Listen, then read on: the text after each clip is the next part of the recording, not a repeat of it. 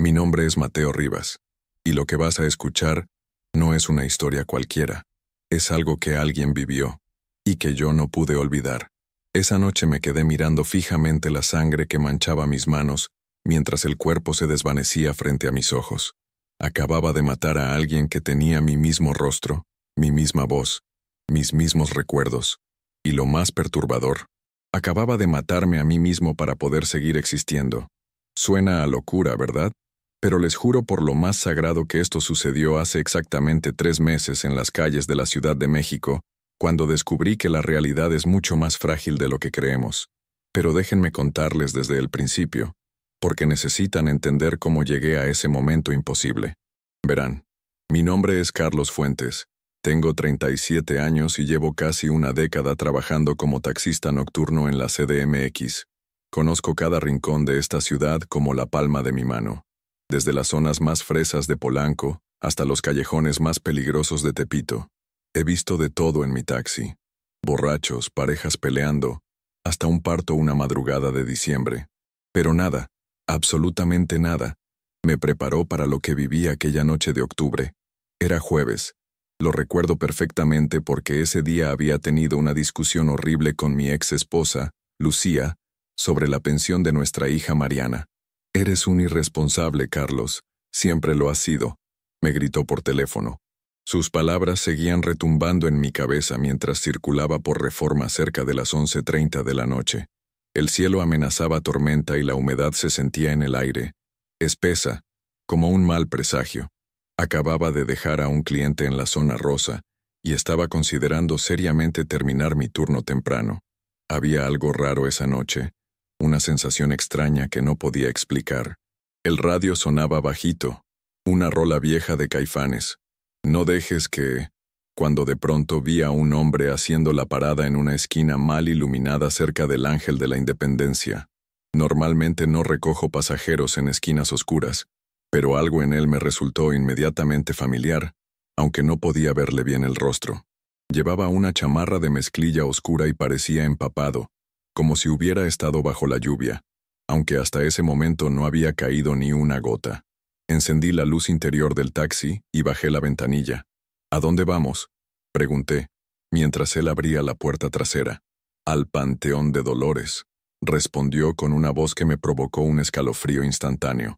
Era grave, rasposa, como si no hubiera hablado en días, pero tenía un timbre que me resultó perturbadoramente conocido. «Miren, el Panteón de Dolores está en el bosque de Chapultepec. No está tan lejos, pero a esa hora, ¿quién va a un cementerio casi a medianoche?».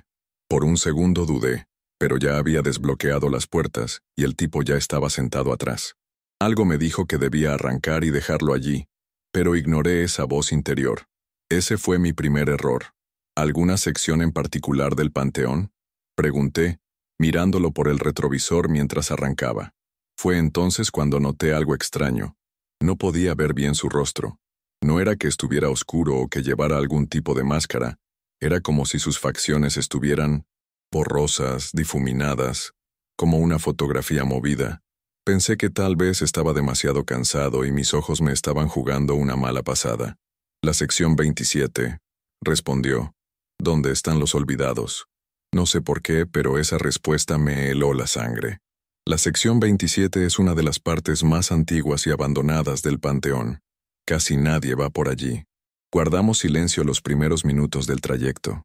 Chapultepec de noche tiene algo espectral, con esos árboles enormes cuyas sombras parecen moverse con vida propia. La radio comenzó a fallar, emitiendo solo estática, así que la apagué. El silencio en el taxi se volvió pesado, casi tangible. «Bonito taxi», dijo de pronto el pasajero. «Un Nissan Tsuru 2008, ¿verdad? Lo compraste usado a tu compadre Miguel hace 4 años. Todavía tiene ese problema con el clutch que nunca pudiste arreglar bien». Me quedé helado. ¿Cómo sabía eso? Nunca le había mencionado nada sobre mi coche ni sobre Miguel. «¿Nos conocemos?», pregunté, sintiendo que la boca se me secaba. «Más de lo que te imaginas, Carlos», respondió, y el escuchar mi nombre en su boca me provocó un escalofrío que me recorrió toda la columna. Pero esto no es ni la parte más perturbadora de la historia. Lo que ocurrió después cambió por completo mi percepción de la realidad. Tu hija Mariana cumple 9 años el próximo mes, continuó el pasajero. Le prometiste un celular, pero Lucía te dijo que ni se te ocurriera, que todavía está muy chiquita. Ustedes siempre pelean por lo mismo. Ella dice que la consientes demasiado para compensar que no vives con ella. El pánico comenzó a apoderarse de mí. ¿Quién era este tipo? ¿Cómo sabía detalles tan íntimos de mi vida? ¿Me estaba acosando? ¿Era algún conocido de Lucía?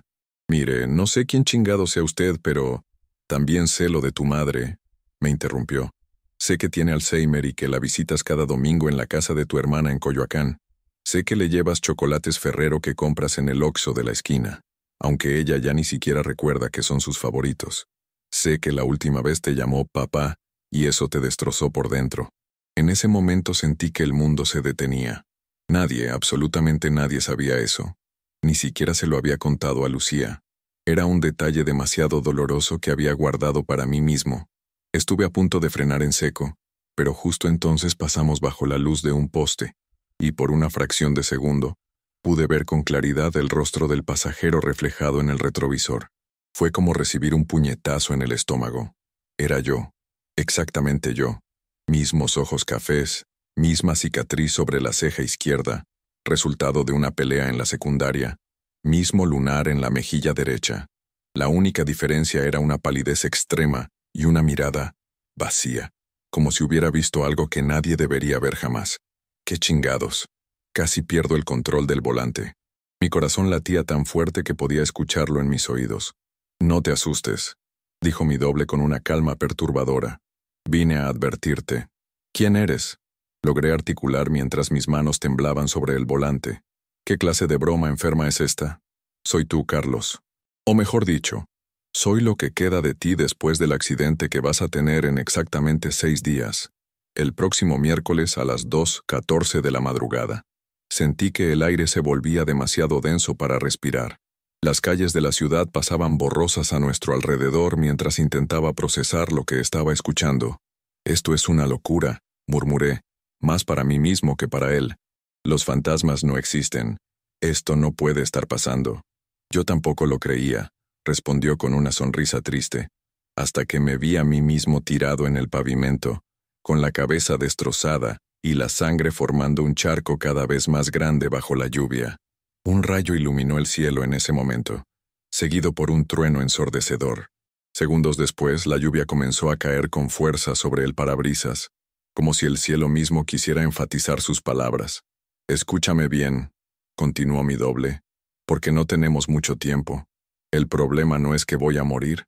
El problema es que no debí morir esa noche, pero alguien va a hacer que suceda. Y ese alguien hizo una pausa dramática. Eres tú. Guardéme ese detalle, porque va a ser importante después. Lo que me reveló a continuación cambió por completo el rumbo de esta historia. Según mi pasajero fantasmal, existe una especie de equilibrio en el universo. Cada persona tiene un camino trazado, pero a veces ocurren anomalías, como la que estábamos viviendo en ese momento, donde dos versiones de la misma persona coinciden en un mismo plano temporal. Cuando eso sucede, solo una puede sobrevivir.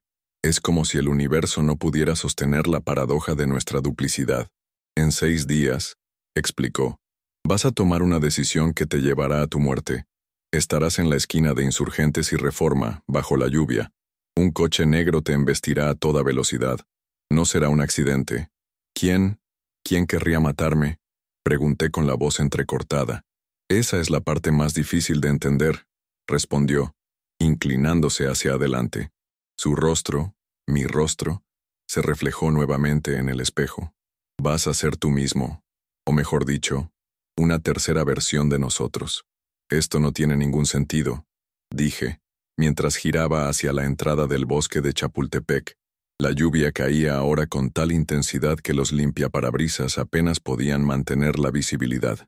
El universo intenta corregirse a sí mismo, continuó. 3 versiones de Carlos Fuentes no pueden coexistir. Uno debe eliminar a los otros.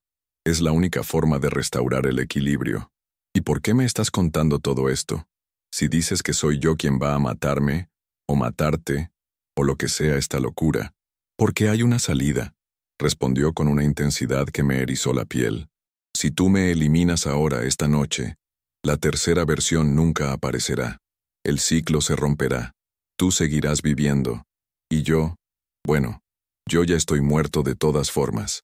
Las palabras quedaron flotando en el aire mientras entrábamos al estacionamiento del Panteón de Dolores. Por supuesto, estaba cerrado a esa hora. Las enormes rejas de hierro forjado se alzaban imponentes bajo la lluvia torrencial. «Detente aquí», ordenó mi doble.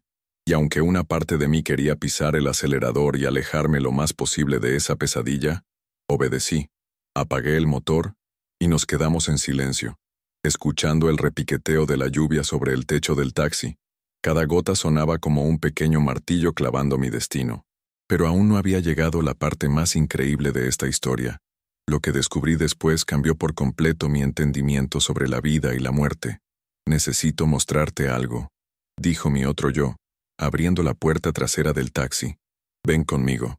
Una voz interior me gritaba que no lo siguiera, que arrancara el coche y me alejara lo más rápido posible.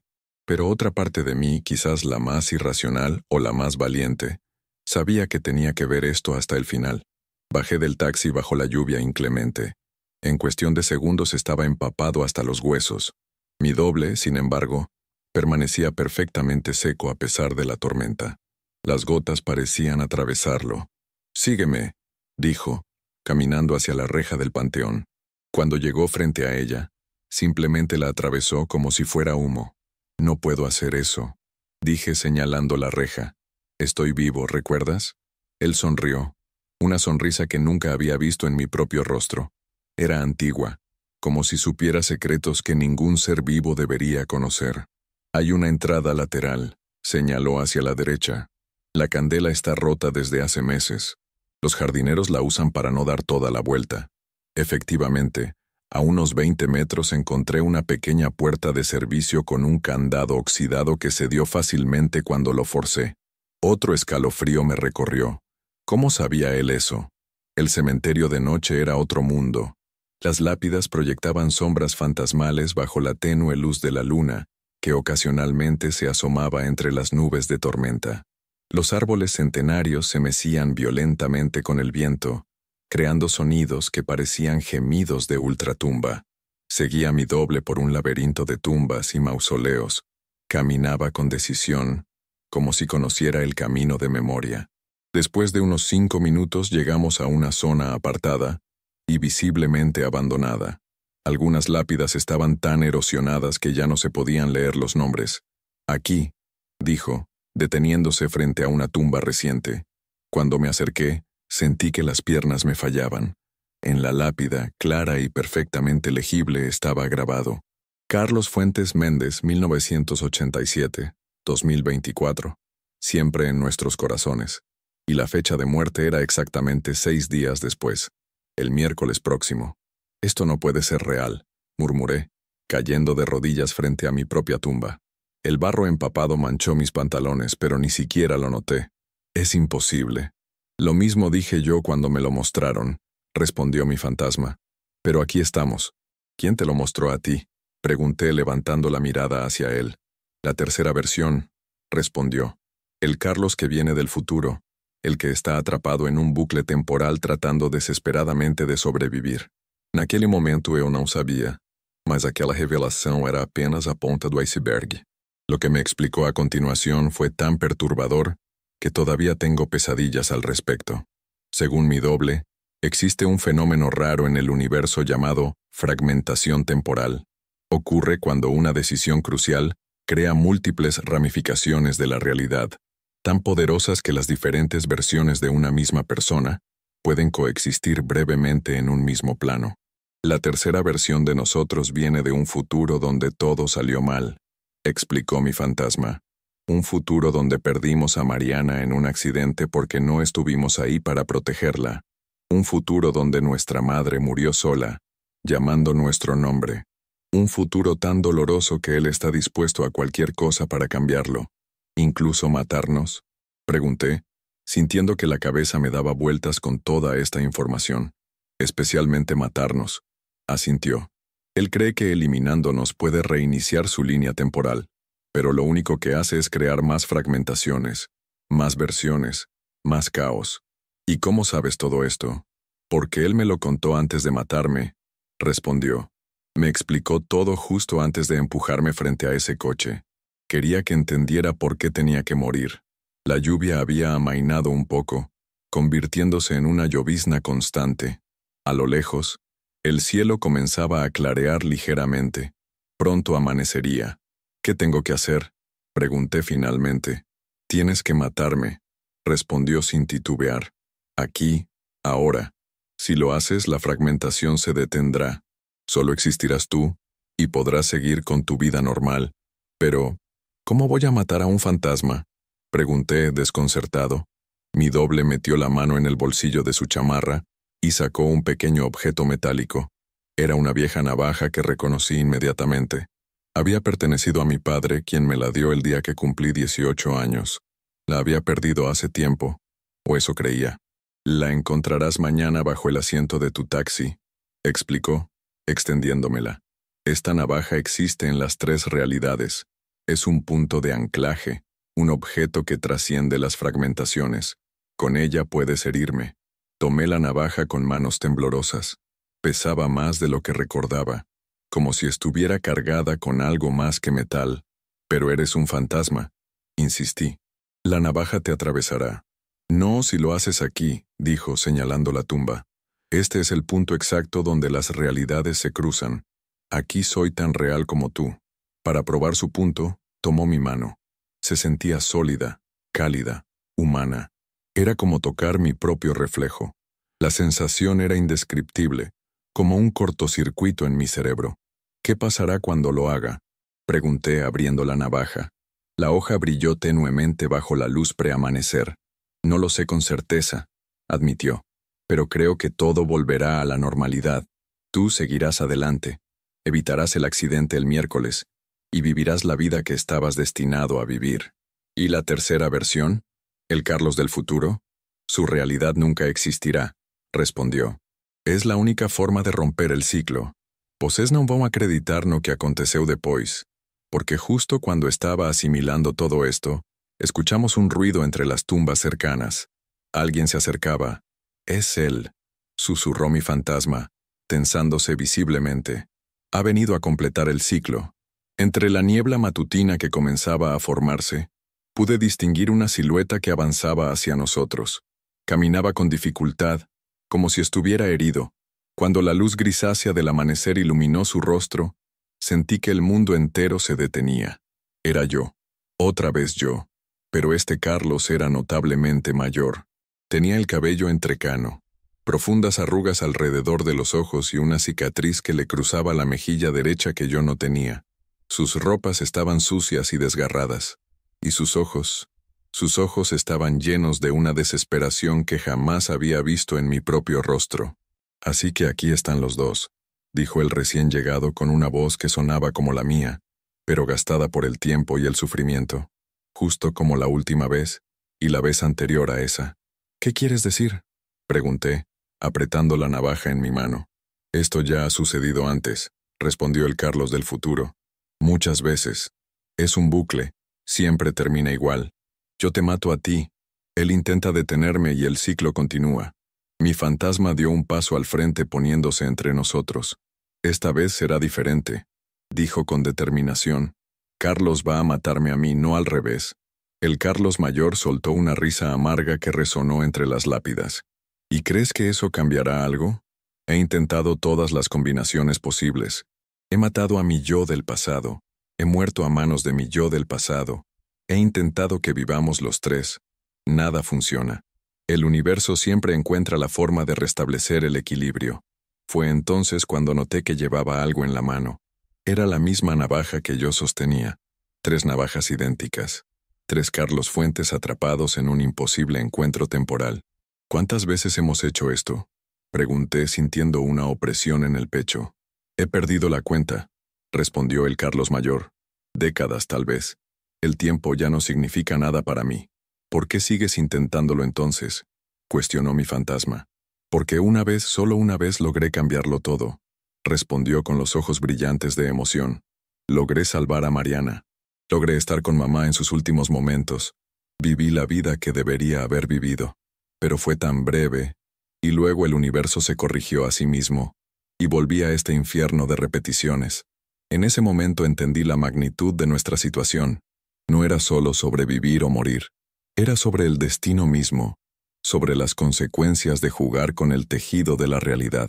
Foi então que decidi investigar mais fundo, y descubrí algo que ninguém imaginaría. Había una cuarta opción que ninguno de nosotros había considerado. ¿Y si ninguno tiene que morir? Pregunté de repente. Ambas versiones de mí me miraron con sorpresa.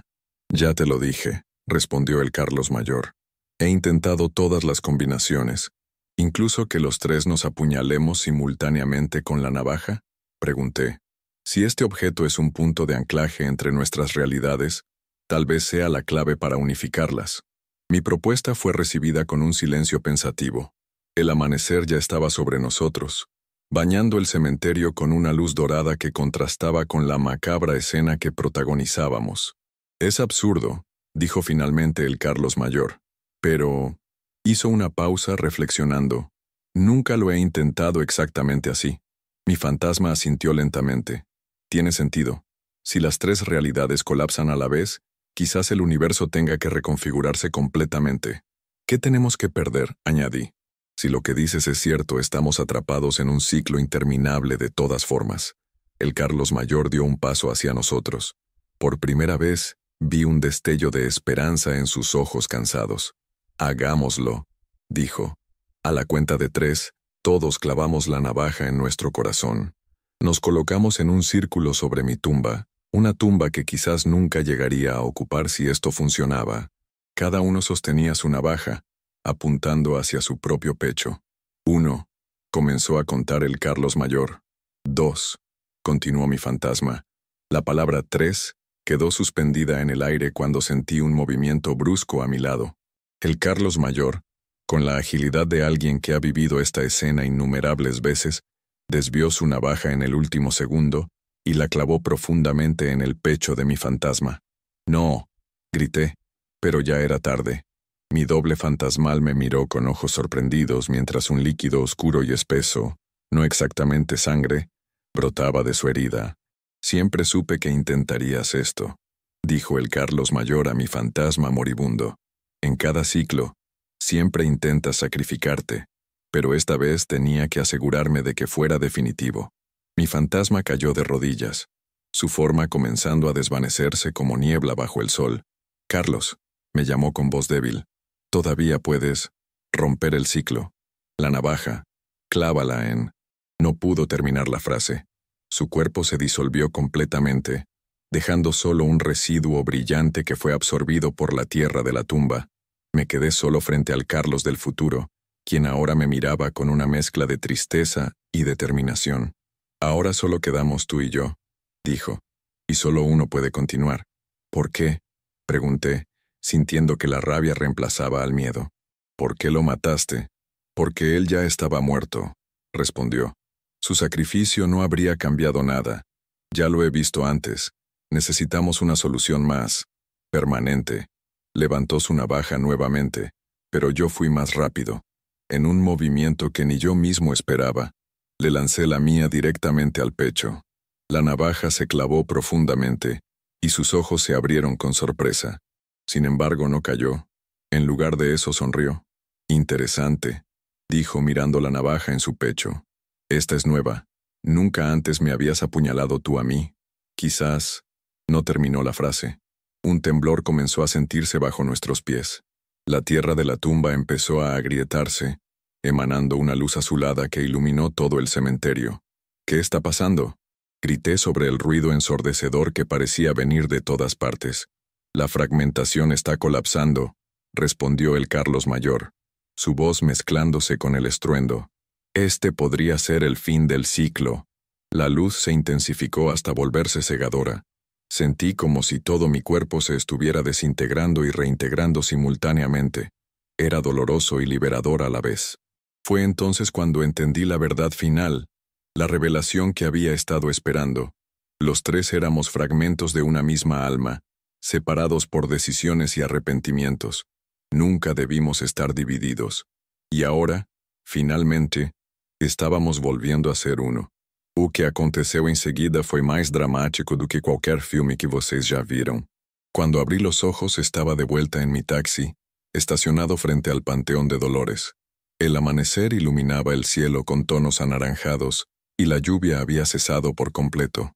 Miré mis manos temblorosas, buscando rastros de sangre o evidencia de lo que acababa de suceder. Estaban limpias. El asiento trasero estaba vacío. No había señales de mi doble fantasmal ni del Carlos del futuro. ¿Fue un sueño? Me pregunté en voz alta, pero en mi interior sabía que había sido real, demasiado vívido, demasiado coherente para ser una simple pesadilla. Encendí el motor con manos temblorosas y salí del estacionamiento del Panteón. Mientras conducía de regreso al centro de la ciudad, traté de procesar todo lo que había experimentado. ¿Había cambiado el futuro? ¿Había roto el ciclo? Encendí la radio para distraerme. Funcionaba perfectamente, sin estática. La locutora anunciaba la fecha y la hora. Son las 6:12 de la mañana del jueves 24 de octubre. Me detuve en seco, provocando que el coche detrás de mí tocara el claxon furiosamente. Según mi reloj, debería ser viernes. Había perdido un día completo, o había retrocedido en el tiempo. Cuando llegué a mi departamento, lo primero que hice fue revisar mi teléfono. Tenía 3 llamadas perdidas de Lucía. La última era de apenas media hora antes. La llamé inmediatamente. «¿Carlos?», respondió con voz somnolienta. «¿Sabes qué hora es?». «Lucía, escúchame», dije con urgencia. «Sé que hemos tenido nuestros problemas, pero necesito ver a Mariana hoy. Es importante». Hubo un silencio al otro lado de la línea. «¿Estás bien?», preguntó finalmente con genuina preocupación en su voz. «¿Suenas extraño?». «No lo sé», respondí honestamente, «pero necesito ver a nuestra hija. Por favor». Para mi sorpresa, accedió sin más discusión. Quedamos en vernos esa tarde en el parque donde solíamos llevar a Mariana cuando era más pequeña. Después llamé a mi hermana para decirle que iría a ver a mamá ese mismo día, no el domingo como de costumbre. También sonó sorprendida, pero aceptó. Esa tarde, mientras veía a Mariana correr por el parque, riendo y llamándome para que viera cómo podía columpiarse más alto, sentí una paz que no había experimentado en años. Supe entonces que había roto el ciclo. El miércoles siguiente a las 2:14 de la madrugada, estacioné mi taxi en casa y no salí. La tercera versión nunca apareció. Esa noche me quedé mirando fijamente la navaja de mi padre que, tal como mi fantasma predijo, encontré bajo el asiento de mi taxi. La guardé como recordatorio de que nuestras decisiones pueden fragmentar o unificar nuestra realidad. Yo solo soy un testigo. No estoy aquí para convencerte. Estoy aquí para contártelo. Y si alguna vez te pasa algo parecido, recuerda este nombre.